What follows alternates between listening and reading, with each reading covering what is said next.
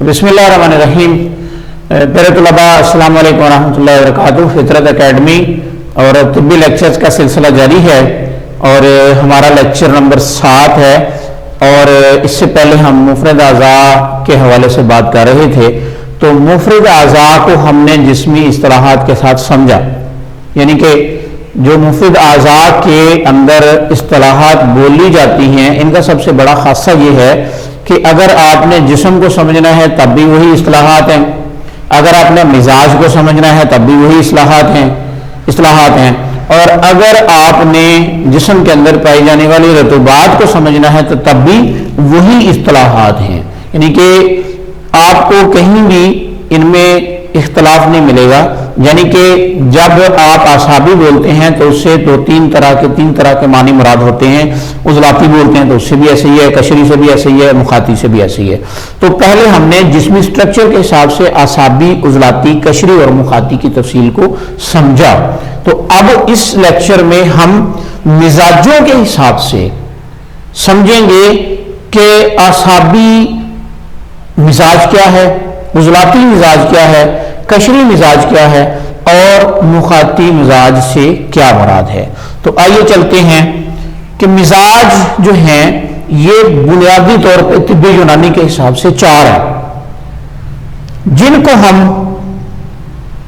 سرد، گرم، تر اور خشک کے طور پہ جانتے ہیں، یعنی گرم مزاج، سرد مزاج، تر مزاج اور خشک مزاج۔ تو انہی مزاجوں کو جب ہم قانون مفرد اعضاء کے تحت بیان کرتے ہیں تو پھر ان کو انہی اعصابی، عضلاتی، قشری اور مخاطی اصطلاحات کے ساتھ ہی بیان کرتے ہیں۔ یعنی کہ اعصابی مزاج، جب اعصابی مزاج بولا جائے گا تو اس سے کیا مراد ہوگا؟ اس سے مراد یہ ہوگا کہ تر یا رطوبتی مزاج، یعنی ایسا مزاج جس میں تری زیادہ ہے۔ دوسرے نمبر پہ عضلاتی مزاج یا خشک ریاحی مزاج، یعنی ایسا مزاج جس میں خشکی اور ریاحی مادے جسم کے اندر زیادہ ہیں، یعنی کہ عضلاتی سے مراد ہم خشک مزاج لیں گے۔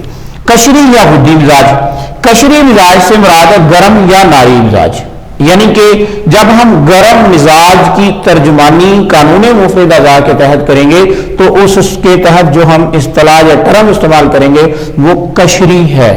اسی طرح مخاطی مزاج، تو جب بھی ہم سردی کو بیان کرنا چاہیں گے، یعنی کہ سرد مزاج جب ہم بیان کرنا چاہیں گے تو اس سے مراد ہم مخاطی لیں گے، یا مخاطی سے مراد ہم سرد یا بارد مزاج لیں گے۔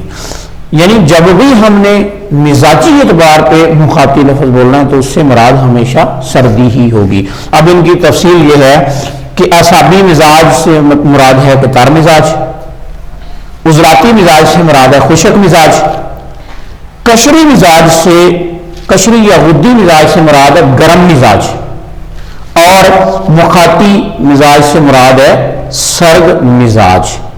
تو پیارے طلباء اس کو تفصیل کے ساتھ اپنے ذہن میں بٹھا لیں، یہ مزاجوں کی مفرد تفصیل ہے۔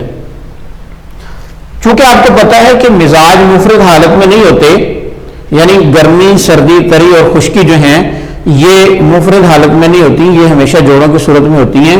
تو آگے چل کے ہم مرکب مزاجوں کی تفصیل ہم اگلے لیکچر میں انشاءاللہ بیان کریں گے، تو اس کو یہیں پہ یاد کر لیں، ذہن میں بٹھا لیں۔ انشاءاللہ تعالی یہ ساری باتیں آپ کو اس طرح سمجھ آ جائیں گی کہ آپ اللہ کے فضل و کرم سے کبھی نہیں بھولیں گے۔ اب تک کے لیے اتنا ہی، اجازت چاہوں گا۔ السلام علیکم ورحمۃ اللہ وبرکاتہ۔